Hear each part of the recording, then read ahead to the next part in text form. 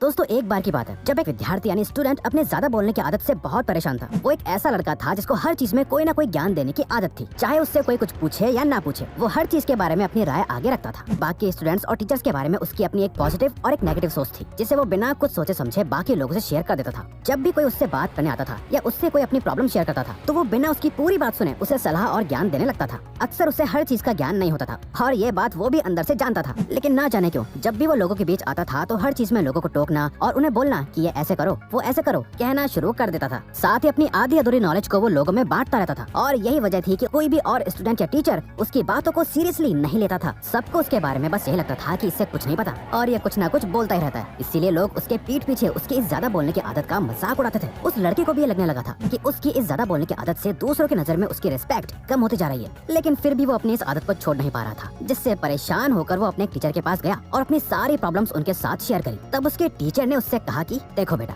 ज्यादा बोलने वाले इंसान को लगता है कि वो सब कुछ जानता है और वहीं कम बोलने वाले इंसान को लगता है कि उसे सब कुछ नहीं पता और जिंदगी में अभी बहुत कुछ सीखना है। इसीलिए वो बोलता कम है और सुनता ज्यादा है। साथ ही वो बिना मांगे किसी को राय भी नहीं देता। इसीलिए असलियत में उसी इंसान की रिस्पेक्ट और कदर करी जाती है जो ये जानता है कि उसे कब बोलना चाहिए और कब चुप रहना चाहिए। जिसके लिए सबसे पहले तुम्हें अपने अंदर से ये गलतफहमी दूर करनी होगी कि तुम्हें सब कुछ पता है। तो ये सुनने के बाद उस लड़के ने अपना सर झुका लिया और टीचर से कहा कि आप मुझे सिखाओ कि मैं कैसे चुप रहना सीख सकता हूँ। जिस पे उसके टीचर ने कहा कि देखो, मैं तुम्हारी ज्यादा बोलने की आदत को एक दिन में ठीक नहीं कर सकता, इसे तुम्हें ही धीरे धीरे ठीक करना होगा। लेकिन हाँ, मैं तुम्हें ऐसी 5 सिचुएशंस यानी मौके जरूर बता सकता हूँ जब तुम्हें शांत और चुप रहना चाहिए, कुछ नहीं बोलना चाहिए, ताकि जब भी तुम खुद को ऐसी सिचुएशन में पाओ तो ऐसा ना हो कि जिसके बाद तुम्हें पछतावा हो और तुम्हें लोग नापसंद करने लगे। तो दोस्तों इस वीडियो में हम आपको वही 5 सिचुएशंस यानी मौके बताने वाले हैं जो उस टीचर ने उस लड़के को बताए थे, जिन सिचुएशंस में हमें चुप रहना चाहिए और कुछ नहीं बोलना चाहिए। लेकिन उससे पहले हम आपको कुछ इंपॉर्टेंट बताना चाहते हैं, क्योंकि आप में से अधिकतर लोगों को हमारी फैक्ट से रिलेटेड वीडियोस भी काफी ज्यादा पसंद है और आपको नई चीजों के बारे में जान के और सीख के अपनी नॉलेज को बढ़ाना पड़ता। Now back to the video. So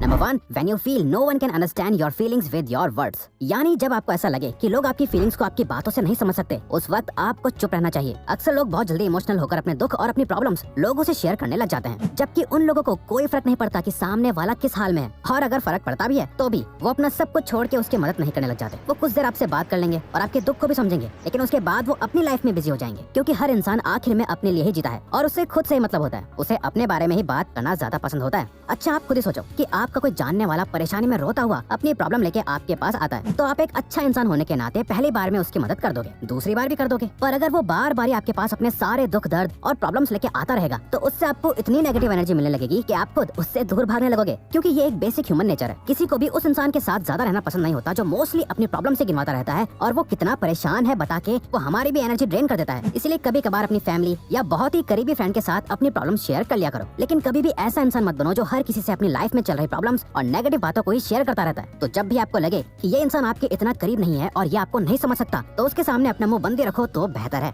number 2, when you don't have enough information then don't spread half knowledge. जब आपको ये ना पता हो कि किस जगह पर क्या बात बोलनी है, या किसी भी चीज के बारे में आपको आधा अधूरा ही ज्ञान हो, आपको पूरी बात ना पता हो, तो ऐसे टाइम पर आपको चुप ही रहना चाहिए। दोस्तों आप भी इस बात से अग्री करोगे कि जिस इंसान को एक टॉपिक के बारे में कुछ नहीं पता होता या बहुत कम नॉलेज होती है और फिर भी वो 4 लोगों के सामने उसके बारे में बात करता है, तो हमेशा उसका मजाक बनाया जाता है और कोई भी ऐसे इंसान को सीरियसली नहीं लेता। आपने ऐसे लोगों को बात करते हुए सुना होगा जो कहते हैं, हाँ मैंने ये कहीं सुना है, किसी ने मुझे बताया था, या फिर आधी अधूरी बात ही बताते हैं। जो लोग ऐसे वर्ड्स यूज करके अपनी बात शुरू करते हैं, ये कंफर्म करता है कि वो जिस बारे में बात कर रहे हैं उसके बारे में उससे कुछ पता ही नहीं है। अगर ये किसी इंसान की आदत बन जाए तो उससे होगा ये कि उसके आसपास के लोग उसे सीरियसली नहीं लेंगे। अगर वो कोई ऐसी बात भी कहेगा जिसके बारे में उसे पूरा ज्ञान है, तब भी लोग उसकी इस आदत की वजह से उसकी बातों को इग्नोर कर देंगे। ऐसे लोगों से जल्दी कोई एडवाइस मांगने भी नहीं जाता, ना ही किसी ग्रुप में ऐसे लोगों से कोई राय मांगी जाती है। तो जब भी आपको किसी चीज के बारे में पूरा पता ना हो या आपके पास बस सुनी सुनाई कहानियां हो और अपनी कोई बात ना हो, तो ऐसे टाइम पर चुपचाप बैठना और बाकी लोगों की बातें सुनकर उनसे सीखना ज्यादा सही होगा। Number 3, avoid being a part of backbiting. दोस्तों जब भी कोई इंसान आपसे किसी तीसरे इंसान के बारे में कुछ बुरा बोल रहा होता है, तो आपको कभी भी ऐसी किसी बात में हिस्सा नहीं लेना चाहिए, क्योंकि अगर आप भी उसके साथ मिलकर तीसरे की बुराई करने लगोगे तो आप भी उसी के जैसे हो जाओगे। और जब वो पर्सन उस तीसरे पर्सन से मिलेगा तो आपके पीठ पीछे जरूर बोलेगा कि आप उसके बारे में बुराई कर रहे थे। और वैसे भी दोस्तों जो इंसान आपके सामने किसी तीसरे इंसान के पीठ पीछे उसकी बुराई कर सकता है तो वो किसी और इंसान के सामने भी आपके पीठ पीछे आपकी भी बुराई करने से चूकेगा नहीं। अब यहाँ आप उस इंसान को तो ये करने से नहीं रोक सकते, पर खुद को जरूर बचा सकते हो। दोस्तों आप खुद ही सोचो,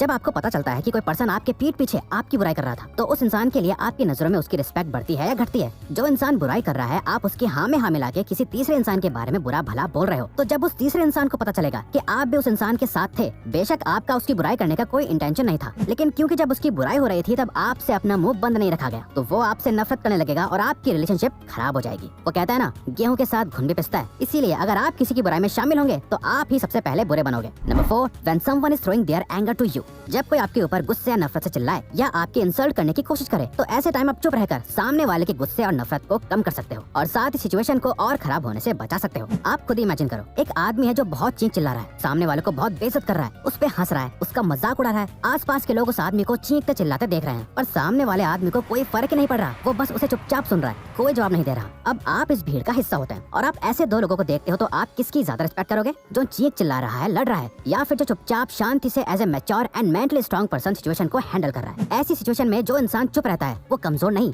बल्कि समझदार होता है। उसे पता है कि ऐसे लोगों के आगे बोल के अपनी एनर्जी वेस्ट करना ही असल में अपनी बेइज्जती करवाना है। लेकिन ये आपको सिर्फ अपने परिवार या कुछ क्लोज फ्रेंड्स के लिए ही अप्लाई करना चाहिए। कभी कभार उनका गुस्सा भी आपको सह लेना चाहिए। हर किसी पे या बाहर वाले लोगों पे ये चीज अप्लाई नहीं करनी चाहिए, क्योंकि हमेशा चुप रहना भी सही नहीं होता। क्योंकि कुछ लोग हमारी चुप्पी को हमारी कमजोरी समझ लेते हैं, तब हमें जवाब जरूर देना चाहिए, लेकिन अधिकतर जगह हमें चुप और शांत होकर पहले सिचुएशन को हैंडल करना चाहिए। Number 5, listen more speak less. जब कोई आपसे अपनी लाइफ की प्रॉब्लम्स डिस्कस करने आता है या अपनी कोई परेशानी बता रहा होता है, ऐसे टाइम पर आपको चुप रहकर सिर्फ उसकी बातों को सुनना चाहिए। जब कोई किसी से अपनी प्रॉब्लम शेयर कर रहा होता है, तब ज्यादातर लोग दूसरे पर्सन की आधी अधूरी बात सुनते ही उन्हें सोल्यूशन देने लग जाते हैं कि तुम्हें ऐसे करना चाहिए, वैसे करना चाहिए, या कई बार तो वो सामने वाले की गलती निकालने लगते हैं। मगर जब कोई हमसे अपनी कोई प्रॉब्लम शेयर कर रहा होता है, तब जरूरी नहीं है कि वो उस प्रॉब्लम का सोल्यूशन ढूंढ रहा हो, बल्कि वो बस ये चाहता है कि कोई उसकी बातों को सुने और समझे। वो आपसे ये नहीं चाहता कि आप उसकी हालत पर उसे बेचारा फील कराओ और उसे सिंपैथी दो, या फिर जल्दी से उसे कोई सोल्यूशन देके उसकी सारी प्रॉब्लम दूर कर दो। नहीं, उसे बस अपनी बातें शेयर करनी होती हैं, अपनी मेंटल पीस के लिए, जिससे उसे ऐसा लगता है कि चलो किसी को तो मेरी बात समझ में आ रही है। इससे होता यह है कि जब कोई बात कर रहा होता है और आप उसकी बातों को पूरा अच्छे से सुनते हो, समझते हो, बिना खुद कुछ बोले या अपनी राय दिए उन्हें और बोलने के लिए एनकरेज करते हो, इससे आप एक समझदार और सीरियस पर्सन दिखाई देते हो और उनकी नजर में आपकी रिस्पेक्ट बढ़ जाती है। इसीलिए जब भी कोई बोले तो उन्हें बस सुनो, और जब वो आपसे कोई राय मांगे